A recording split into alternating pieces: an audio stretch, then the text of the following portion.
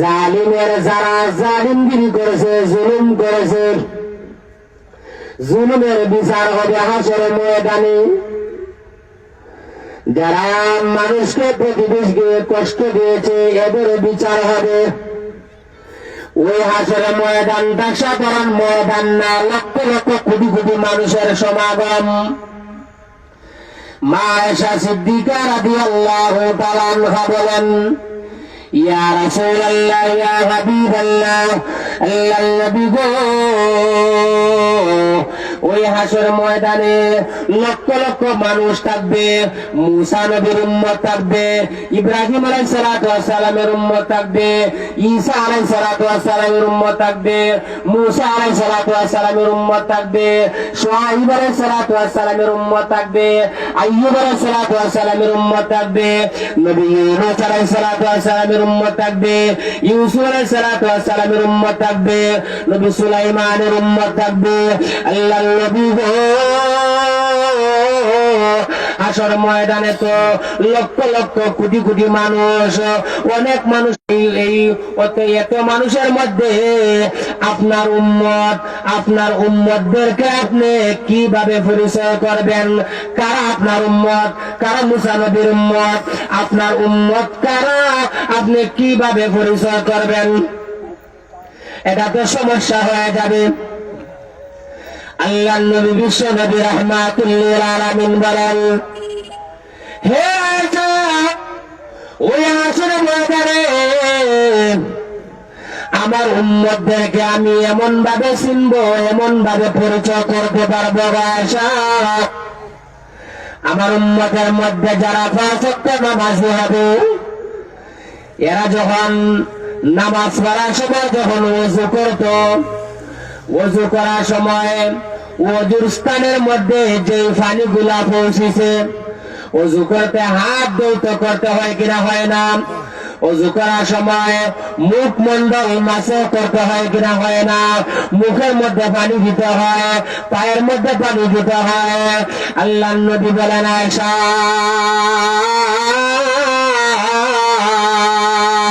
হাসর ময়দানে অসংখ্য অগণিত উম্মতের মধ্যে আমার উম্মতকে চিনে ফেলবো। আমার উম্মতের মধ্যে যারা নামাজি হবে, এদের চেহারার মধ্যে যে ওযুর পানি পৌঁছেছে, ওযুর পানি পৌঁছার কারণে তাদের এই জায়গাগুলা ঝলমল করতে থাকবে। বলেন সুবহানাল্লাহ। ওযু স্থানগুলা উজ্জ্বল হয়ে যাবে, তখনই আমি বুঝবো যে এরাই আমার উম্মত। বলে সুবহানাল্লাহ। আজকে দেখা যায় কিভাবে আল্লাহর সামনে কি নিয়ে আমি উপস্থিত হব, আমার কি নেকি নিয়ে আমি উপস্থিত হব। হাসরের ময়দানে মানুষ আদম আলাইহিস সালাতু ওয়াস সালামের কাছে যাবে পেরেশানি হইয়া, কারণ অবস্থা খারাপ হবে, মানুষের গাম গলা পর্যন্ত হবে। তখন আদম আলাইহিস সালাতু ওয়াস সালামের কাছে গিয়ে বলবে, হে আল্লাহর নবী আদম, আপনি হলেন আমাদের আদি পিতা, আপনি আমাদের আদি পিতা, আপনাকে নিজ হাতে বানাইছেন। আল্লাহ রাব্বুল আলামিন আপনার মধ্যে রূহ ফুঁক দিয়েছেন। আজকে হাসরের ময়দানের অবস্থা কি আপনি দেখেন না? আজকে আমাদের জন্য সুপারিশ করেন। আদম আলাইহিস সালাতু ওয়াস সালাম বলবেন, ও হাসরবাসীরা, আজকে আল্লাহ এত রাগে রাগান্বিত, ইতিপূর্বে কখনো এত রাগে রাগান্বিত হন নাই। কারণ আমার কাজের জন্য আমি আল্লাহর কাছে ভয় করতেছি, আমার নিজের জানের জন্য আমি আল্লাহর কাছে অপরাধ করেছিলাম। আল্লাহ তাআলা বলেছিলেন, আদম, তোমরা এই গাছের ফল খেও না। গাছের নিষিদ্ধ গাছের ফল খাওয়ার কারণে আল্লাহর কাছে অপরাধ করেছি, পারবো না আল্লাহর কাছে সুপারিশ করতে। যাও তোমরা নূহ নবীর কাছে। নূহ আলাইহিস সালাতু ওয়াস সালামের কাছে যাওয়ার পরে, ও আল্লাহর নবী নূহ, আপনি আমাদের জন্য সুপারিশ করুন। নূহ আলাইহিস সালাতু ওয়াস সালাম বলবেন, আমি পারবো না, আল্লাহর কাছে সুপারিশ করতে পারবো না। আল্লাহ তো এত রাগে রাগান্বিত, আর কোনদিন এত রাগে রাগান্বিত হন নাই। আমি পারবো না, কারণ আমার অপরাধ হলো আমার গোত্রের বিরুদ্ধে বদদুয়া করেছিলাম। তোমরা যাও ইব্রাহিম খলিলুল্লাহর কাছে। ইব্রাহিম আলাইহিস সালামের কাছে যাওয়ার পরে ইব্রাহিম আলাইহিস সালাম বলবেন, আমি 3টা জায়গায় মিথ্যা কথা বলেছিলাম, সুতরাং আমিও পারবো না, তোমরা যাও মুসা কালিমুল্লাহর কাছে। বলেন সুবহানাল্লাহ। হাসরবাসীরা মুসা আলাইহিস সালামের কাছে যাবে, গিয়া বলবে, হে আল্লাহর নবী মুসা, আপনি তো আল্লাহর সাথে তুর পাহাড়ে কথা বলেছেন। কোথায় কথা বলেছেন? আল্লাহর নবী মুসা আলাইহিস সালাম কোথায় কথা বলেছেন আল্লাহর সাথে? তুর পাহাড়ে। একবার গেছেন মুসা নবী তুর পাহাড়ে গেছেন চলি, খোদার নূরে পাহাড়ে জ্বলে মুসা জ্বলে না।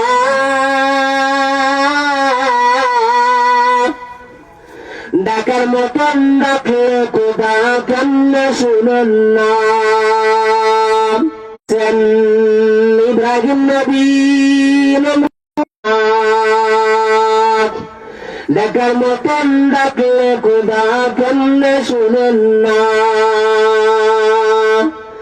এক ডাকিছেন আইয়ুব নবী সারাঙ্গে কিরা পরি খোদা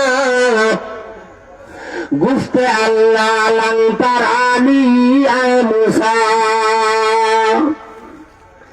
আল্লাহ নবী তুর পাহাড়ে আল্লাহর সাথে কথা বলেছেন, আর আমাদের নবী আল্লাহর সাথে আরশে মহল্লার মধ্যে কথা বলেছেন। বলেন সুবহানাল্লাহ। আল্লাহর নবী মুসার কাছে যখন যাওয়া হবে, মুসা আলাইহিস সালাম বলবেন, হাসরবাসীরা রে, ঈসা আলাইহিস সালামের কাছে যাওয়ার পরে ঈসা আলাইহিস সালাম বলবেন, আমি দে তোমরা যাও বিশ্বনবী মুহাম্মদ রাসূলুল্লাহ সাল্লাল্লাহু আলাইহি ওয়াসাল্লামের কাছে। বলেন সুবহানাল্লাহ। সুবহানাল্লাহ। আল্লাহর নবীর কাছে গিয়া হাসরবাসীরা আরজি পেশ করবে, ইয়া রাসূলুল্লাহ, ইয়া হাবিবাল্লাহ, আল্লাহর নবী গো, হাসর ময়দানের অবস্থা ভয়ঙ্কর অবস্থা আপনি তো দেখতেছেন। আল্লাহর নবী,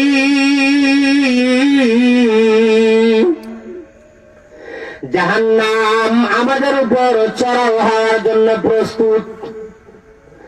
আমরা আজকে পেরেশানি, আমাদেরকে এই পেরেশানি থেকে মুক্ত করুন, আল্লাহর দরবারে সুপারিশ করুন, আল্লাহ যেন হিসাবের কাজ শুরু করে দেন। আল্লাহ তাআলা আল্লাহর নবীকে মাকামে মাহমুদের মধ্যে পৌঁছাইয়া দিবেন। বলেন সুবহানাল্লাহ।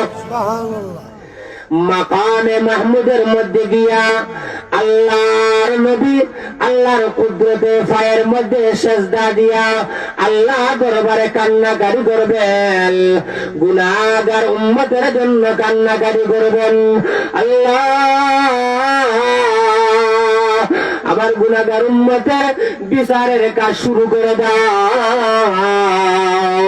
হাসরের ময়দানে আমার গুনাহগার উম্মতেরা আর বরদাস্ত করতে পারে না, মাথা নিচের দিকে দিয়া সেজদা করিয়া আল্লাহর নবী আমাদের জন্য কাঁদবেন।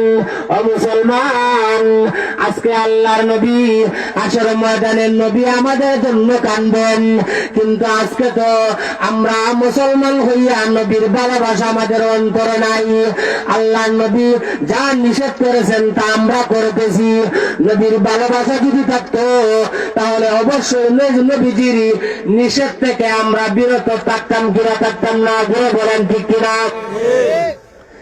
মুসলমান, আল্লাহর নবী সিজদা করে যাবেন,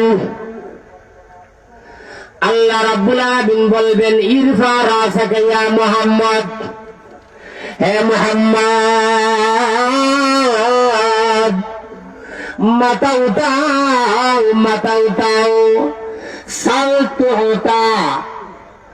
নবীজি আপনি আজকে যা চাইবেন আমি আল্লাহ তাই আপনাকে দান করব। বলেন সুবহানাল্লাহ। আপনি আমার কাছে আজকে যা চাইবেন তাই দেওয়া হবে। যেই মাত্র আল্লাহ নবীকে এই কথা বলা হবে, আল্লাহ নবীকে বলবেন, এ আমার প্রিয়, হিসাবের জন্য আমার কাছে কাউকে পাঠাও। বলেন তো দেখি, আল্লাহ যদি হিসাব চান তাহলে আমরা আল্লাহর কাছে হিসাব দিতে পারবো নি? সম্ভব না, সম্ভব না। এর লাগি হাসিবনি হিসাব আইয়াছিরা, আল্লাহ আসর ময়দানে আমার হিসাবে সহজ করিয়ে দিয়ে বলে আমিন। এই দোয়া সবসময় করতে হয়। আল্লাহর নবীকে বললেন, হিসাবের জন্য আমার কাছে কাউকে পাঠাও। যেই মাত্র এই কথা বলছেন, বলার সাথে সাথে সমস্ত নবী, আউলিয়া, গোস, কুতুব, পীর, মুর্শিদ সবার এই ঘোষণা শোনার সাথে সাথে কাউকে আমার কাছে হিসাবের জন্য পাঠান, এই কথা ঘোষণা দেওয়ার সাথে সাথে সমস্ত নবী, গোস, কুতুব, আউলিয়ার গলার পানি শুকাইয়া যাবে। আমরা কি আল্লাহর কাছে হিসাব দিতে পারবো? আল্লাহর নবী আবু বকর সিদ্দিক রাদিয়াল্লাহু তাআলা আনহুর বাহু ধরিয়া বলবেন, আবু বকর যাও তো আল্লাহর কাছে হিসাব দাও। আবু বকর কাঁদবেন, ইয়া রাসূলুল্লাহ, ইয়া হাবিবাল্লাহ, আল্লাহর নবী গো,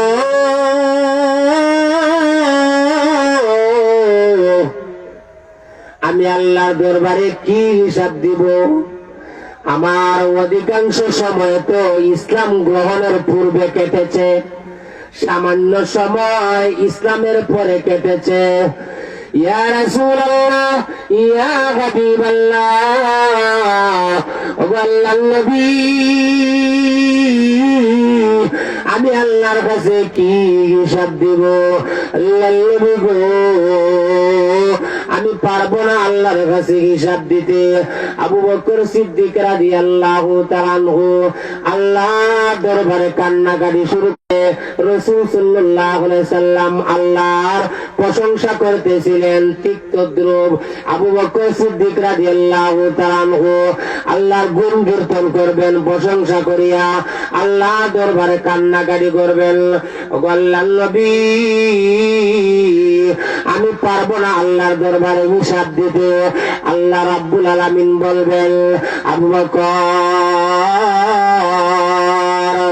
উঠো রে আবু বকর, তুমি আমার নবীর সঙ্গী ছিলেন, আমার নবীর সাথী ছিলে, আমার নবীর বন্ধু ছিলে।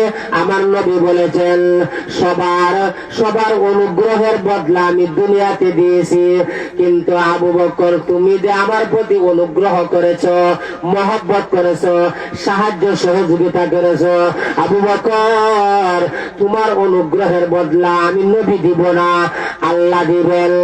হে আবু বকর, আমার নবী যেহেতু বলেছে, আসলে আবু বকর, আসো আবু বকর, আমি তোমার অনুগ্রহের বদলা দিয়ে দে।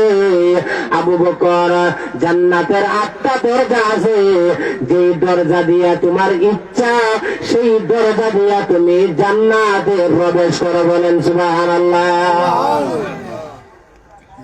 এইভাবে আলী রাদিয়াল্লাহু তাআলা, উসমান রাদিয়াল্লাহু তাআলা সবাই সবচাইতে হিসাব সহজ হবে কার? হযরত আলী রাদিয়াল্লাহু তাআলা হিসাব সহজ হবে। আল্লাহ নবী বলেছেন সবচাইতে হিসাব সহজ হবে আলীর। তাহলে ওই কঠিন হাসর ময়দানে সবাই একদিন জিজ্ঞাসিত হবে, আমি আমার আল্লাহ যে আমাকে সম্পদ দিয়েছেন, এই সম্পদটা কোন ভাবে আমি উপার্জন করছি? হালাল পন্থায় উপার্জন করছি না হারাম পন্থায় উপার্জন করছি, কামাই করছি? এই কথার জবাব না দেওয়া পর্যন্ত কোন মানুষ তার কদম সরাইতে পারবে না। আর এই সম্পদে পাইলাম, সম্পদ পেয়ে আমি আল্লাহর রাস্তায় খরচ করছি কিনা এই জবাব দেওয়া লাগবে। যদি সদকা জারিয়া হিসাবে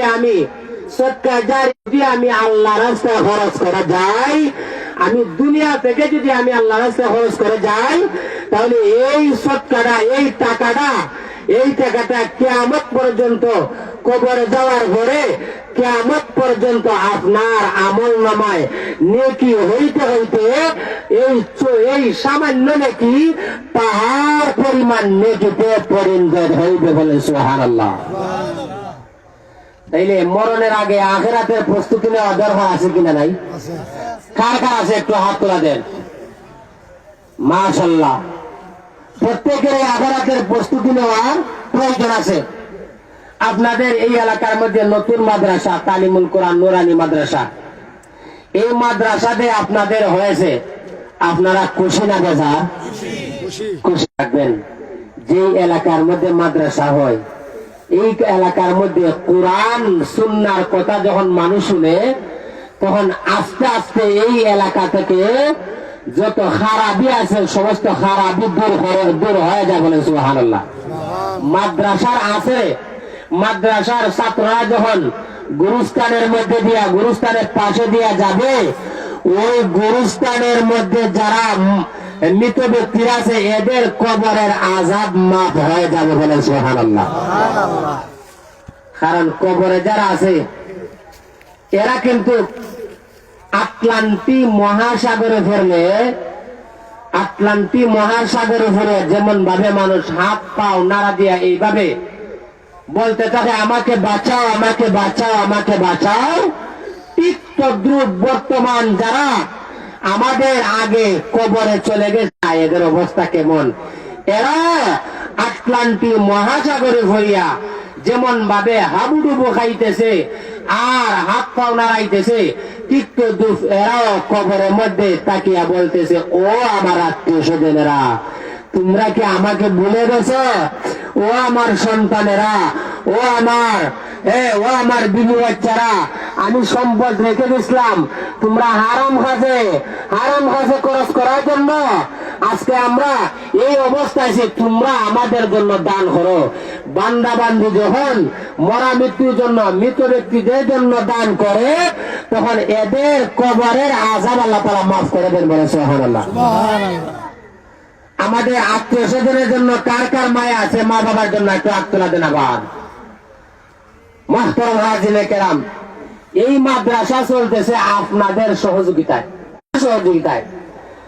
কিয়ামত পর্যন্ত এই মাদ্রাসা থাকতো।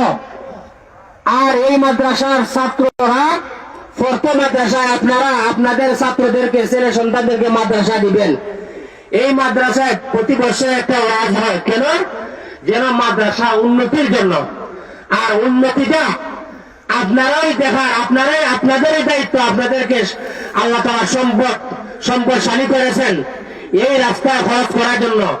নবী বলেছেন যে 2 জন ফেরেশতা প্রতিদিন সকালে উপস্থিত হয়। একজন ফেরেশতা যারা দান করে এদের জন্য দোয়া করে, আর আরেকজন ফেরেশতা বদদোয়া করে যারা আল্লাহর রাস্তায় কৃপণতা করে। এখন আমি বলি, আপনারা ফেরেশতাদের দোয়া চান না বদদোয়া চান? দোয়া চান যদি, তাহলে কে আছেন নবীজির বাগানের জন্য? নবীজির বাগানের জন্য বেশি বলবো না, 5,000 টাকা কে আছেন দিবেন নবীজির বাগানের জন্য, মাদ্রাসার জন্য? আগে মনে হয় মাশাআল্লাহ বরহান্দি বিলালউদ্দিন প্রবাসী, আল্লাহ 500 টাকা ওনার মঞ্জুর হলো। আল্লাহ ওয়াদাকৃত টাকা আল্লাহ প্রবাস জীবনকে সুখময় করে দাও, আমিন ইয়া রাব্বাল আলামিন। 5,000 টাকা কে দিবেন? একটু আল্লাহর সাথে একটু হিম্মত করেন ভাই। 5,000 টাকা বেশি না। গেস্ট্রোলজি ডাক্তারের কাছে যদি যান তাইলে 10,000 15,000 টাকার এমআরআই দিলে প্রায় 20,000 টাকার টেস্ট দেয়া দেয়, কিনা দেয় না? বর্তমান সময়ে 5,000 টাকা কোনো কিছু না।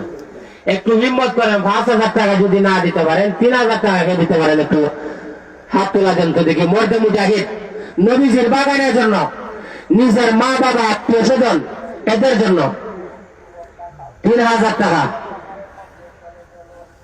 একটু হিম্মত করেন ভাই, 3,000 টাকা বেশি না।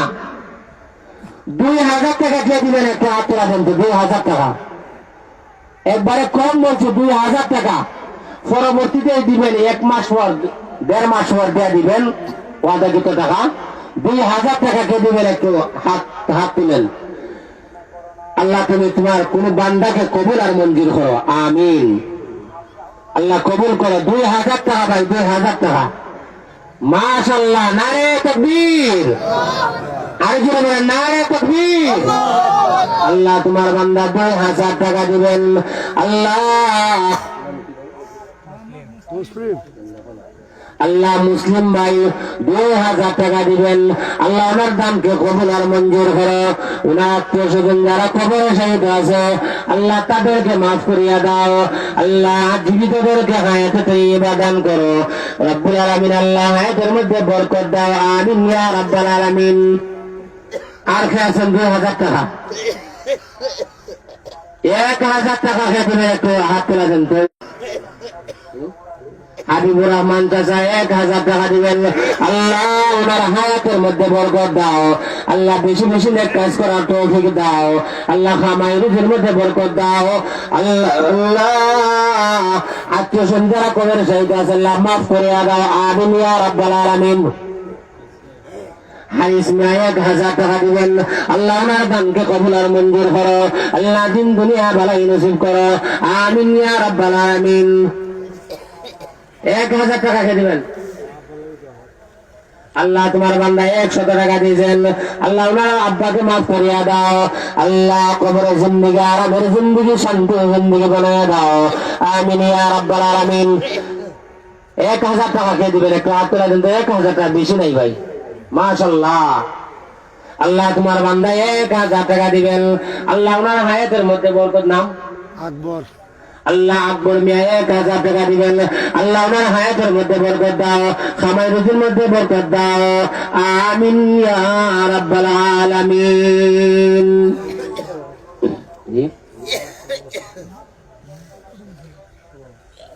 মাদ্রাসার সভাপতি সাহেব 1000 টাকা দিবেন। আল্লাহ ওনার দানকে কবুল আর মঞ্জুর করো। আল্লাহ হায়াতের মধ্যে বরকত দাও। আল্লাহ যারা কবরে শহীদ আছে আল্লাহ তাদেরকে মাফ করিয়া দাও, আমিন ইয়া রাব্বাল আলামিন। 1000 টাকা খেয়ে দিবেন। একটু হিম্মত করেন ভাই, আপনারা যারা আছেন সবারই আছে, ক্ষমতা আছে, দিতে পারবেন। 500 টাকা খেয়ে দেবেন। একটু হাত তোলা দেন। 500 টাকা একটু হিম্মত করেন। 500 টাকা কে দিবেন? মাশাআল্লাহ। আব্দুল হাসিম মিয়া 500 টাকা দিবেন। আল্লাহ ওনার দানকে কবুল আর মঞ্জুর করো। আল্লাহ দিন দুনিয়া বালাই নসিব করো। আল্লাহ হায়াতের মধ্যে বরকত দাও, আমিন ইয়া রাব্বাল আলামিন। দান সৎকার করে আল্লাহ তাআলা বিভিন্ন ধরনের বালা মুসিবত থেকে হেফাজত করবে।